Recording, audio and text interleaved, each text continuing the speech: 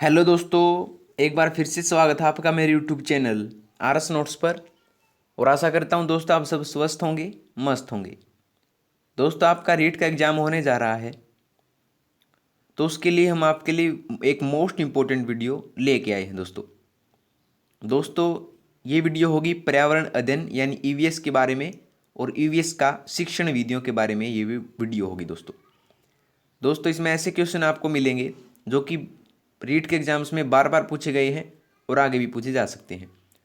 दोस्तों क्वेश्चंस होंगे कक्षा 1 से 5 यानी लेवल 1 के लिए होंगे, तो आप एक भी क्वेश्चन मिस ना कीजिएगा, क्योंकि हर एक क्वेश्चन जो है दोस्तों बार बार पूछा गया है और आगे भी पूछे जा सकते हैं। तो वीडियो अंत तक देखिए। तो आइए दोस्तों शुरू करते हैं। पहला है सामूहिक विचार विमर्श हेतु किस विधि का उपयोग किया जाता है। सामूहिक विचार विमर्श हेतु किस विधि का उपयोग किया जाता है।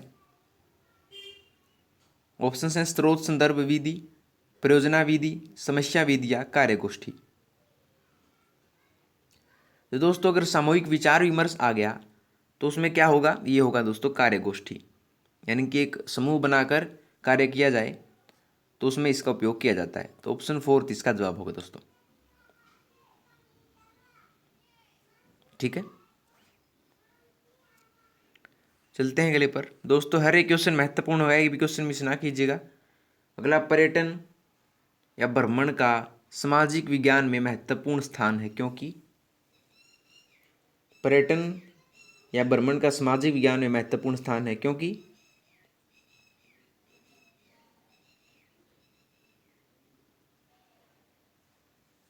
क्योंकि जो है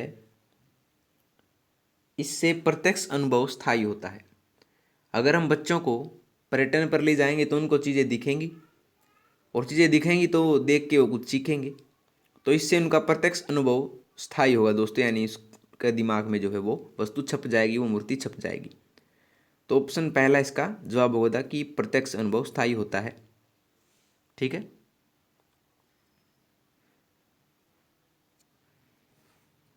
अगला देखिए। सर्वप्रथम किस देश ने विद्यालय के पाठ्यक्रम में सामाजिक ज्ञान विषय को सम्मिलित किया। सर्वप्रथम किस देश ने विद्यालय के पाठ्यक्रम में सामाजिक ज्ञान विषय को सम्मिलित किया। ऑप्शन हैं भारत, इंग्लैंड, फ्रांस या अमेरिका।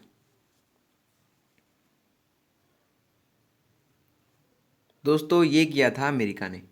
किसने किया था? अमेरिका ने जो है सबसे पहले विश्व में सामाजिक विज्ञान विषय को सम्मिलित अपने पाठ्यक्रम में किया था दोस्तों। ऑप्शन 4 इसका जवाब होगा। ठीक है,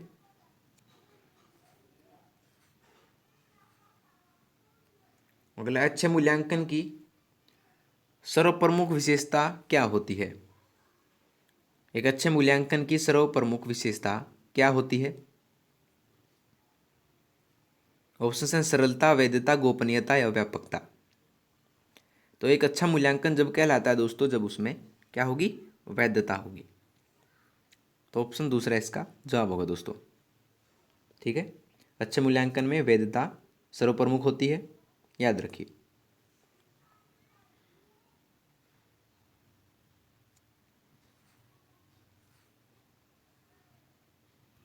अगला, वर्तमान युग में सबसे उपयोगी और महत्वपूर्ण श्रव्य दृश्य सामग्री कौन सी है।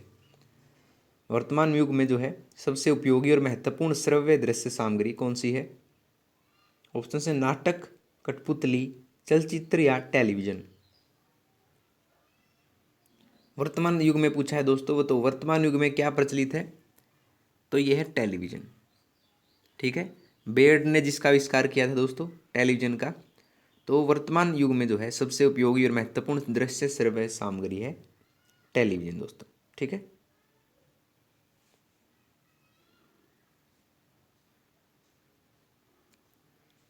देखते हैं अगला। निम्नलिखित में से कौन सी श्रव्य सामग्री नहीं है, जिसको सुना नहीं जा सकता, जिसमें से आवाज़ नहीं आती है, ऐसी सामग्री कौन सी है। ऑप्शन हैं रेडियो, ग्लोब, टेलीविजन या टेप रिकॉर्डर।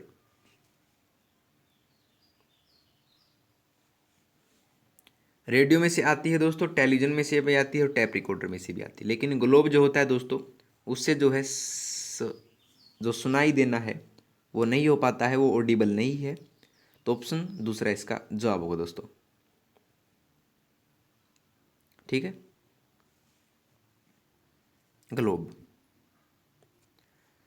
अगला देखिए, मूल्यांकन की विधाएं क्या क्या हैं। मूल्यांकन को हम कैसे कैसे कर सकते हैं। ऑप्शंस हैं अवलोकन, प्रश्नावली, साक्षात्कार या उपरोक्त सभी। तो मूल्यांकन है दोस्तों, किसी का मूल्यांकन हम अवलोकन द्वारा भी कर सकते हैं, प्रश्नावली विधि द्वारा भी और साक्षात्कार विधि द्वारा भी। तो उपरोक्त सभी यानी कि फोर्थ ऑप्शन इसका जवाब होगा दोस्तों, याद रखिए।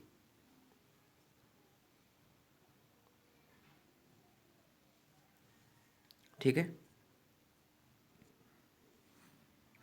अगला देखिए, प्राथमिक विद्यालय में सामाजिक अध्ययन शिक्षण हेतु आप जिस शिक्षण विधि का सर्वाधिक प्रयोग करेंगे वह क्या है। प्राथमिक विद्यालय में सामाजिक अध्ययन शिक्षण हेतु आप जिस शिक्षण विधि का सर्वाधिक प्रयोग करेंगे वह कौन सी है। ऑप्शंस हैं भाषण विधि, प्रदर्शन विधि, समस्या समाधान विधि या परिचर्चा विधि। तो दोस्तों एक ऐसा क्वेश्चन जो बार बार पूछा गया है रीट के एग्जाम्स में, तो ये है दोस्तों प्रदर्शन विधि। प्रदर्शन विधि का सर्वाधिक प्रयोग करेंगे। ठीक है, तो ऑप्शन दूसरा इसका जवाब होगा दोस्तों। ठीक है,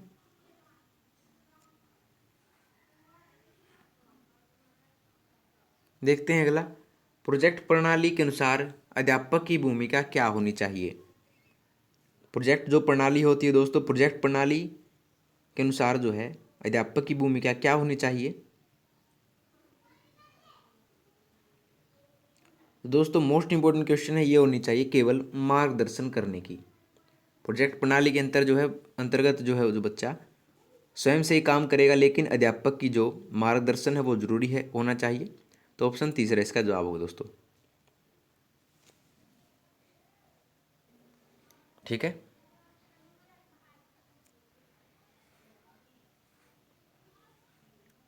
अगला देखिए, मूल्यांकन के द्वारा जांच की जा सकती है। मूल्यांकन के द्वारा जो है जांच किसकी की जा सकती है। तो दोस्तों छात्रों की शैक्षिक उपलब्धियों की भी जांच की जा सकती है मूल्यांकन द्वारा। छात्रों की रुचियों की व अभिवृत्तियों की भी जांच की जा सकती है। छात्रों की शारीरिक, मानसिक और जनैतिक व सामाजिक गुणों की भी जो है दोस्तों जांच की जा सकती है। तो तीनों की जांच की जा सकती है मूल्यांकन द्वारा। तो उपरोक्त सभी यानी कि फोर्थ ऑप्शन इसका जवाब होगा दोस्तों। ठीक है,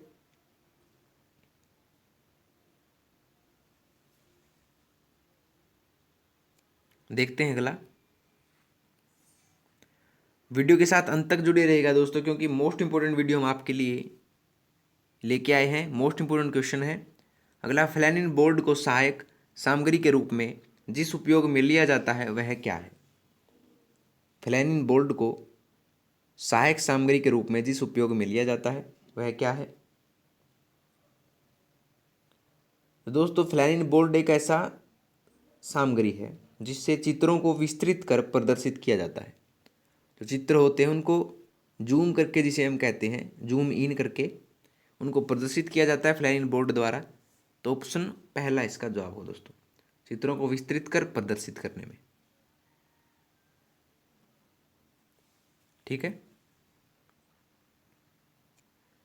देखते हैं अगला, छात्रों में समुदाय के सामाजिक, सांस्कृतिक एवं जनजीवन के प्रति सौंदर्य बोध उत्पन्न करने के साधनों में से क्या है। छात्रों में समुदाय के सामाजिक, सांस्कृतिक एवं जनजीवन के प्रति सौंदर्य बोध उत्पन्न करने के साधनों में से एक क्या है।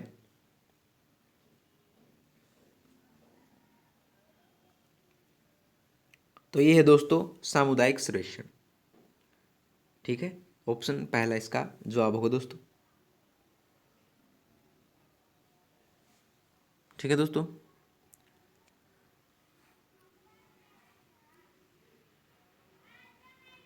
अगला, जनसंख्या शिक्षा महत्वपूर्ण है क्योंकि। जनसंख्या शिक्षा महत्वपूर्ण क्यों है। जो जनसंख्या शिक्षा है दोस्तों, वो इसलिए महत्वपूर्ण है ताकि जो विश्व है या देश है हमारा, उसमें यह पता लग सके कि कितना उत्पादन हुआ है और उसमें कितना संतुलन हम कर सकते हैं। तो इसी का कारण है कि जनसंख्या शिक्षा महत्वपूर्ण है। तो ऑप्शन दूसरा, यह उत्पादन एवं जनसंख्या में संतुलन करने में सहयोग देती है। ठीक है, जनसंख्या शिक्षा महत्वपूर्ण है क्योंकि यह उत्पादन एवं जनसंख्या में संतुलन करने में सहयोग देती है दोस्तों, याद रखिए। ठीक है, देखते हैं अगला। चंद्रमा और उसकी कलाओं को स्पष्ट करने के लिए कौन सी शिक्षण विधि उपयोगी है? चंद्रमा और उसकी कलाओं को स्पष्ट करने के लिए कौन सी शिक्षण विधि उपयोगी है?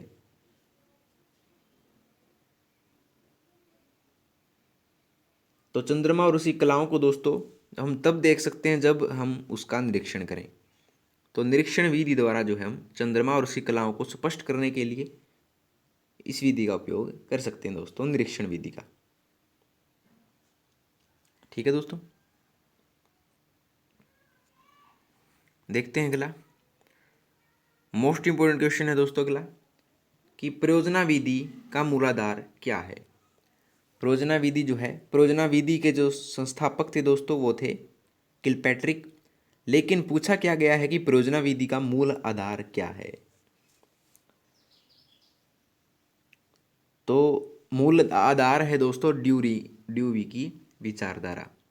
जो किलपैट्रिक है उन्होंने ड्यूवी की जो विचारधारा है उसको आधार बनाकर परियोजना विधि का जो है निर्माण किया था। तो ऑप्शन पहला ड्यूवी की विचारधारा इसका जवाब होगा दोस्तों। ठीक है, देखते हैं अगला। परियोजना विधि का जन्मदाता किसे कहा जाता है? देखिए दोस्तों, क्वेश्चन आ गया, परियोजना विधि का जन्मदाता किसे कहा जाता है?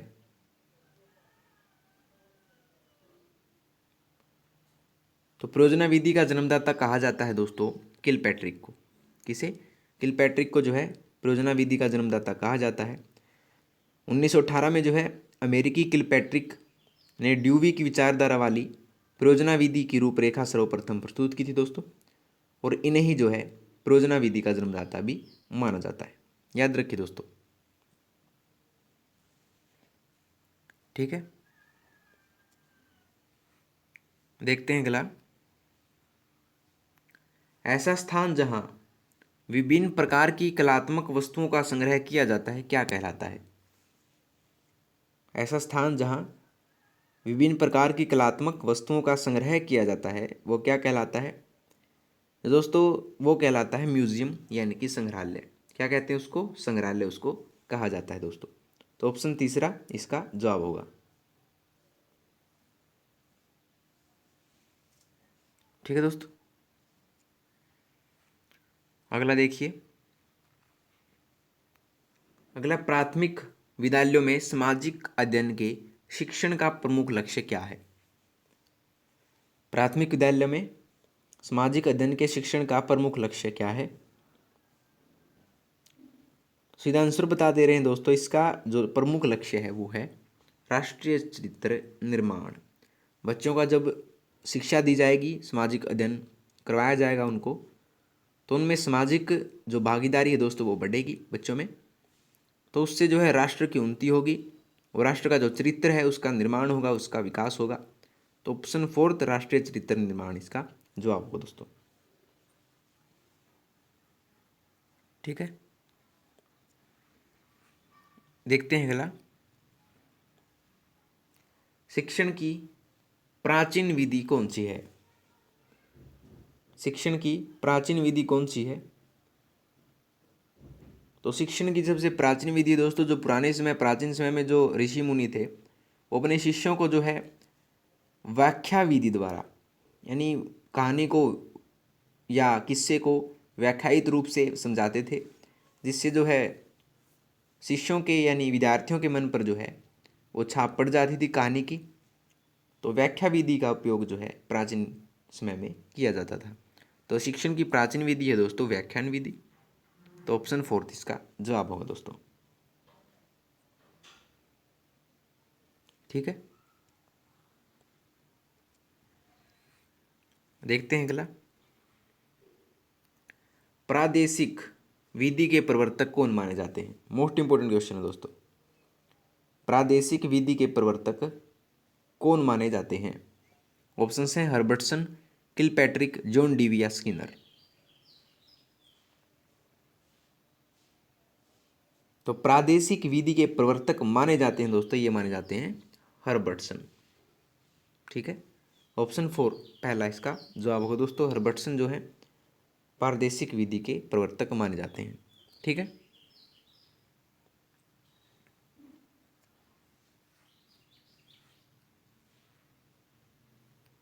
अगला, इकाई शिक्षण विधि के प्रवर्तक कौन थे? इकाई शिक्षण विधि के प्रवर्तक कौन थे? तो जो इकाई शिक्षण विधि है दोस्तों, उसके प्रवर्तक थे, आपको बता दें कि मॉरिसन। जो यूनिट शिक्षण है दोस्तों, जिसे कहा जाता है, उसके प्रवर्तक मॉरिसन थे। ऑप्शन 4 इसका जवाब होगा दोस्तों। ठीक है, देखते हैं अगला। देखकर सीखना सिद्धांत पर कौन सी विधि आधारित है? देखकर सीखना सिद्धांत पर कौन सी विधि आधारित है? ऑप्शन है वाद विवाद विधि, व्याख्यान विधि, निरीक्षण विधि या पाठ्यपुस्तक विधि। तो देखकर सीखना जो है दोस्तों, वो आधारित है निरीक्षण विधि पर। किसमें? निरीक्षण विधि पर आधारित है देखकर सीखना सिद्धांत। तो ऑप्शन तीसरा इसका जवाब हो दोस्तों।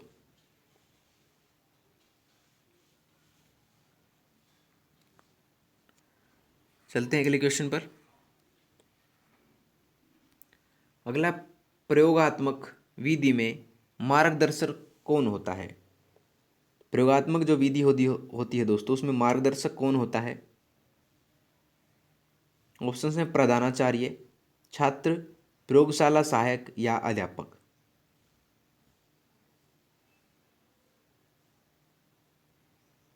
तो प्रयोगात्मक विधि में मार्गदर्शक होता है दोस्तों, आपको बता दें अध्यापक होता है।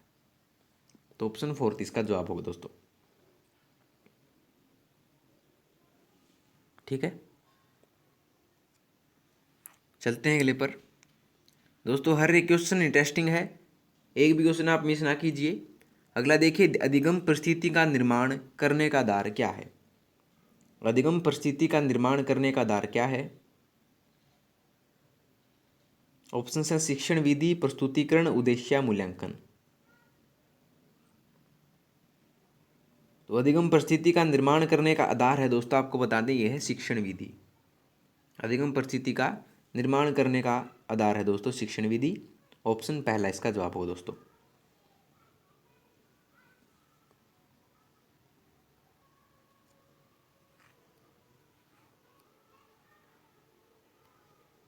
अगला है, अनुसंधान विधि का विकास करने का श्रेय किसे जाता है? जो अनुसंधान विधि है दोस्तों, ह्यूरिस्टिक विधि भी जिसे कहा जाता है, खोजो विधि भी जिसे कहा जाता है, उस विधि का विकास करने का श्रेय किसे जाता है?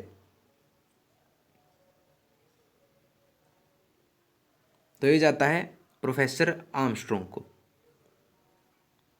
ऑप्शन है दूसरा इसका जवाब होगा दोस्तों। ठीक है,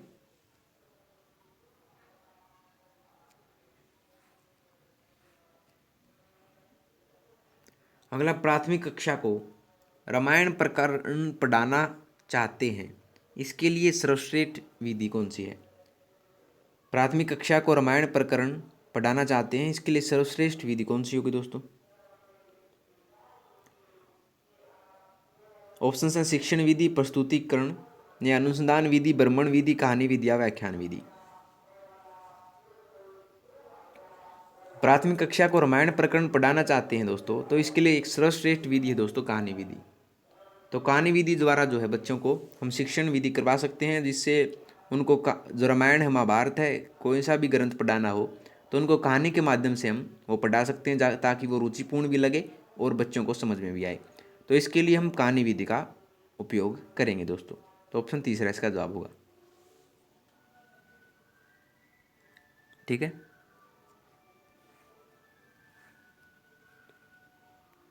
अगला, कौन सी विधि करके सीखने पर आधारित है। कौन सी विधि जो है करके सीखने पर आधारित है? तो करके सीखा जाता है दोस्तों, ये किया जाता है परियोजना विधि में। परियोजना विधि द्वारा जो है करके सीखा जाता है। तो ऑप्शन तीसरा इसका जवाब होगा दोस्तों। ठीक है, अगला देखिए, छोटी कक्षाओं के लिए श्रेष्ठ विधि कौन सी है? छोटी कक्षाओं के लिए जो है श्रेष्ठ विधि कौन सी है?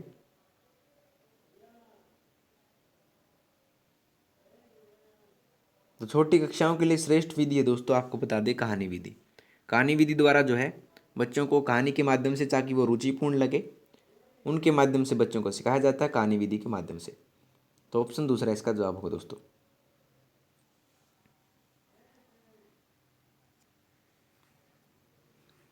अगला देखिए, सामाजिक अध्ययन की सबसे सजीव और प्रभावी शिक्षण विधि कौन सी है? सामाजिक अध्ययन की सबसे सजीव और प्रभावी शिक्षण विधि कौन सी है? ऑप्शन हैं प्रश्नोत्तर विधि, वाद विवाद विधि, व्याख्यान विधि या खेल विधि।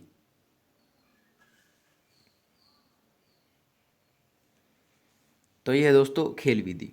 सामाजिक अध्ययन की सबसे सजीव और प्रभावी शिक्षण विधि है दोस्तों खेल विधि, जिसमें बच्चों को खेल खेल के माध्यम से, ताकि उनका मनोरंजन भी हो सके और रुचि भी बढ़े, तो उसके माध्यम से जो है बच्चों को सिखाया जाता है। तो ऑप्शन फोर्थ इसका जवाब होगा दोस्तों।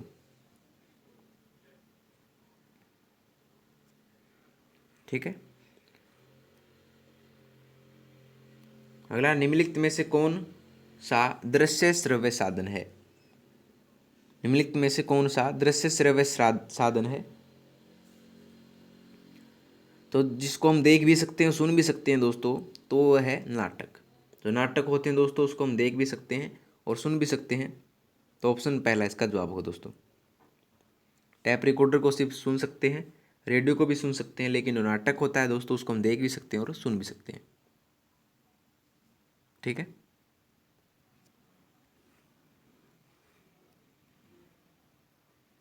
अगला, परिवीक्षित अध्ययन विधि को अन्य नामों से जाना जाता है, वे हैं। परिवीक्षित अध्ययन विधि को अन्य नामों से जाना जाता है, वे कौन सी विधियां हैं? तो परिवीक्षित अध्ययन विधि है दोस्तों, निरीक्षित अध्ययन विधि भी होती है और निर्देशित अध्ययन विधि भी होती है। तो प्रयुक्त दोनों, यानी कि ऑप्शन तीसरा इसका जवाब होगा दोस्तों। ठीक है,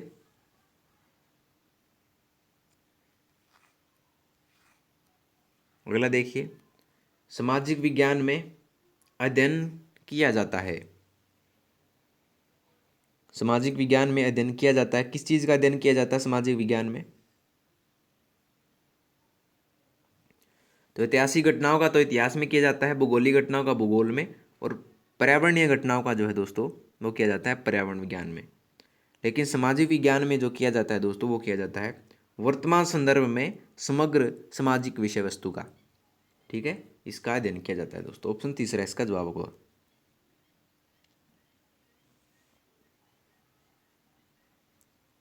ठीक है, देखते हैं अगला। अगला, प्रोजेक्ट विधि में क्या किया जाता है? प्रोजेक्ट विधि में दोस्तों क्या किया जाता है?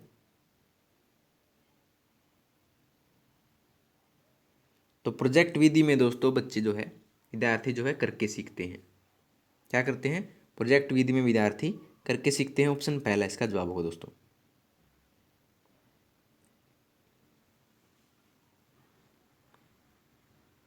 ठीक है, देखते हैं अगला। सामाजिक अध्ययन का क्षेत्र क्या है? सामाजिक अध्ययन का क्षेत्र क्या है? ऑप्शन है परिवार, समाज, राष्ट्र, राज्य राष्ट्र या उपरोक्त सभी। तो सामाजिक अध्ययन दोस्तों परिवार का भी होता है, समाज का भी होता है और राज्य राष्ट्र का भी होता है, तीनों का ही होता है। तो उपरोक्त सभी, यानी कि फोर्थ ऑप्शन इसका जवाब होगा दोस्तों। ठीक है, अगला देखिए, सामाजिक अध्ययन का संबंध किससे है? सामाजिक अध्ययन का संबंध किससे है दोस्तों? ऑप्शन है इतिहास से, भूगोल से, नागरिक शास्त्र से या उपरोक्त से भी। तो सामाजिक अध्ययन का संबंध दोस्तों तीनों से है, इतिहास से भी है, भूगोल से भी है और नागरिक शास्त्र से भी है। तो उपरोक्त सभी यानी कि फोर्थ ऑप्शन इसका जवाब होगा दोस्तों। ठीक है, देखते हैं अगला। ज्ञान एक इकाई है के प्रतिपादक कौन है? ज्ञान एक इकाई है के प्रतिपादक कौन है दोस्तों? ऑप्शन है डीवी जॉन, बीने, सुकरात या वेस्ले। तो ज्ञान को इकाई के रूप में माना था दोस्तों, ये माना था डीवी जॉन ने। ज्ञान को एक इकाई के रूप में डीवी जॉन ने माना था। तो ऑप्शन पहला इसका जवाब होगा दोस्तों। ठीक है,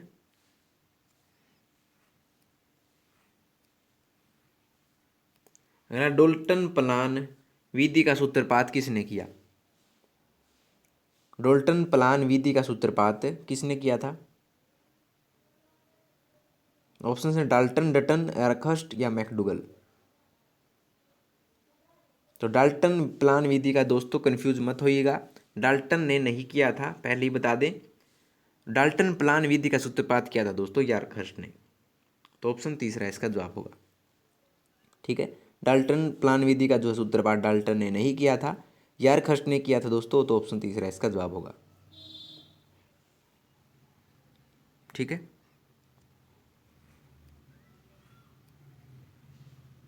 अगला सामाजिक अध्ययन का संबंध किससे है?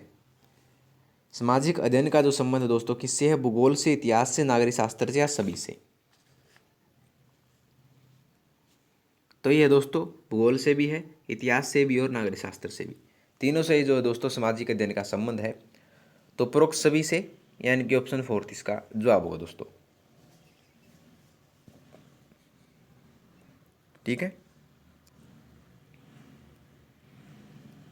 देखते हैं अगला। ग्राम्बस का इकाई सोपान क्या है? ग्राम्बस का इकाई सोपान क्या है दोस्तों? ऑप्शन है प्रस्तावना, नियोजन, अनुसंधान या उपरोक्त सभी। तो ग्राम्बस का इकाई सोपान है दोस्तों प्रस्तावना भी है, नियोजन भी है और अनुसंधान भी है। तीनों ही हैं दोस्तों। तो उपरोक्त सभी फोर्थ ऑप्शन इसका जवाब होगा, याद रखिए दोस्तों। ठीक है, देखते हैं अगला। करिकुलम शब्द का अर्थ क्या है? करिकुलम शब्द का अर्थ क्या है दोस्तों? तो करिकुलम शब्द का अर्थ है दोस्तों, याद रखिए, दौड़ का मैदान। बार बार पूछा क्या क्वेश्चन है कि करिकुलम शब्द का शाब्दिक अर्थ क्या है? तो ये है दोस्तों दौड़ का मैदान। ऑप्शन दूसरा इसका जवाब होगा। ठीक है दोस्तों, बार बार पूछा गया क्वेश्चन नहीं। देखते हैं अगला। किस विधि में छात्र शिक्षक के निर्देशन में कार्य करते हैं? किस विधि में छात्र जो है शिक्षक के निर्देशन में कार्य करते हैं?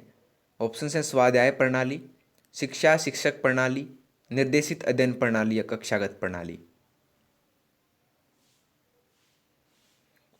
तो दोस्तों छात्र जो है शिक्षक के निर्देशन में कार्य करते हैं निर्देशित अध्ययन प्रणाली में। तो ऑप्शन तीसरा इसका जवाब होगा दोस्तों। ठीक है,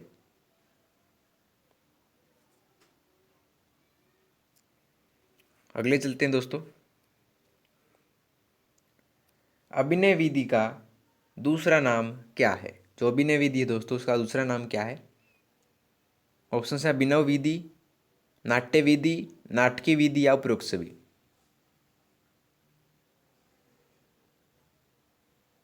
तो अभिनय विधि का दूसरा नाम है दोस्तों, आपको बता देंगे, है अभिनव विधि भी है, नाट्य विधि भी है और नाटकीय विधि भी है। तीनों ही हैं दोस्तों। तो उपरोक्त सभी यानी कि फोर्थ ऑप्शन इसका जवाब होगा, याद रखिए।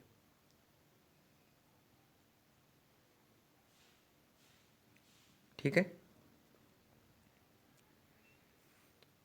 देखते हैं अगला।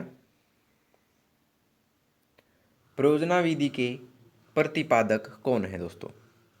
परियोजना विधि के प्रतिपादक कौन है?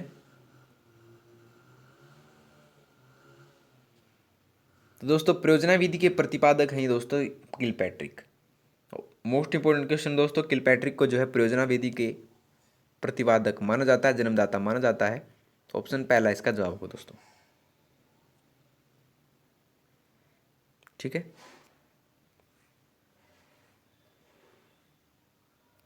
अगला दल शिक्षण का सर्वप्रथम उपयोग कहाँ किया गया था? दल शिक्षण का सर्वप्रथम प्रयोग जो है कहाँ किया गया था? तो दल शिक्षण का सर्वप्रथम प्रयोग दोस्तों ये किया गया था अमेरिका में। कहाँ? अमेरिका में जो है दल शिक्षण का सर्वप्रथम प्रयोग किया गया था। तो ऑप्शन दूसरा इसका जवाब होगा दोस्तों।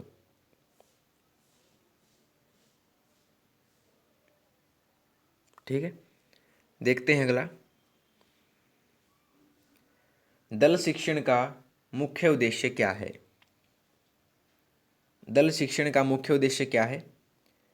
ऑप्शन दोस्तों, कक्षा को अधिक प्रभावी शिक्षण प्रदान करना, ये भी बिल्कुल उद्देश्य है दोस्तों। अध्यापकों की योग्यताओं का पूर्णतः उपयोग करना, ये भी ठीक है। शिक्षण तथा अनुदेशन में लचीलापन लाना, तीनों ही दोस्तों इसके दल शिक्षण के मुख्य उद्देश्य हैं। तो उपरोक्त सभी, फोर्थ ऑप्शन इसका जवाब होगा दोस्तों, याद रखिए। ठीक है,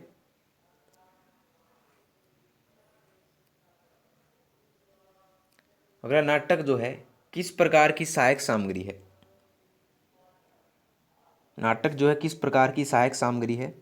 ऑप्शन है दृश्य श्रव्य या यांत्रिक। तो पहले ही बता चुके हैं दोस्तों, नाट्य जो है हम उसको देख भी सकते हैं और उसके जो डायलॉग हैं वो सुन भी सकते हैं। तो दृश्य श्रव्य सामग्री है दोस्तों नाटक। तो ऑप्शन पहला इसका जवाब होगा दोस्तों, याद रखिए। दृश्य श्रव्य सामग्री जो है वो एक नाटक है, उसका उदाहरण है। तो ऑप्शन पहला इसका जवाब होगा दोस्तों।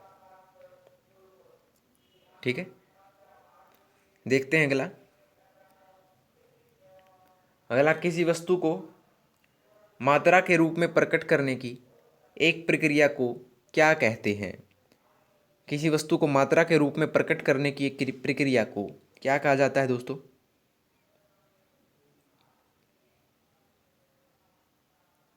तो ये कहा जाता है दोस्तों मापन। किसी वस्तु को मात्रा के रूप में प्रकट करने की प्रक्रिया को मापन कहते हैं। तो ऑप्शन पहला इसका जवाब होगा दोस्तों।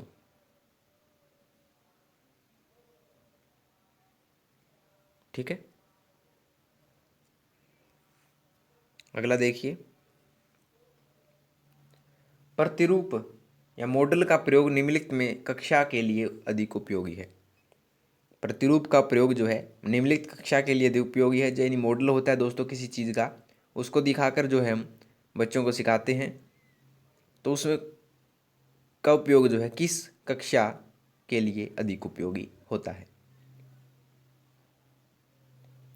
तो ये होता है दोस्तों प्राथमिक कक्षा में। प्राथमिक कक्षा में दोस्तों जो हम बच्चों को मॉडल दिखाते हैं किसी भी प्रकार का, मान लीजिए हमने उनको देश दिखाना है, हमारे विश्व दिखाना है, तो हम उनको ग्लोब दिखाएंगे या मानचित्र दिखाएंगे, जिससे उनको पता चल सके कि हमारी पृथ्वी कैसी है, देश कौन कौन से हैं। तो इसके कारण जो है प्राथमिक कक्षा में बच्चों को प्रतिरूप का प्रयोग करवाना चाहिए। तो ऑप्शन पहला इसका जवाब होगा दोस्तों। ठीक है, अगला, सामाजिक अध्ययन विषय के शिक्षक में निम्न गुण होने आवश्यक हैं। सामाजिक अध्ययन विषय के शिक्षक में निम्न गुण होना आवश्यक है। कौन कौन से गुण होने चाहिए सामाजिक अध्ययन के विषय के शिक्षक में?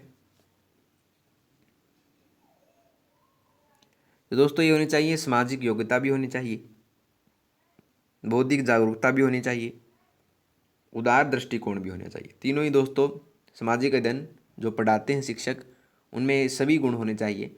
तो उपरोक्त सभी, फोर्थ ऑप्शन इसका जवाब होगा दोस्तों।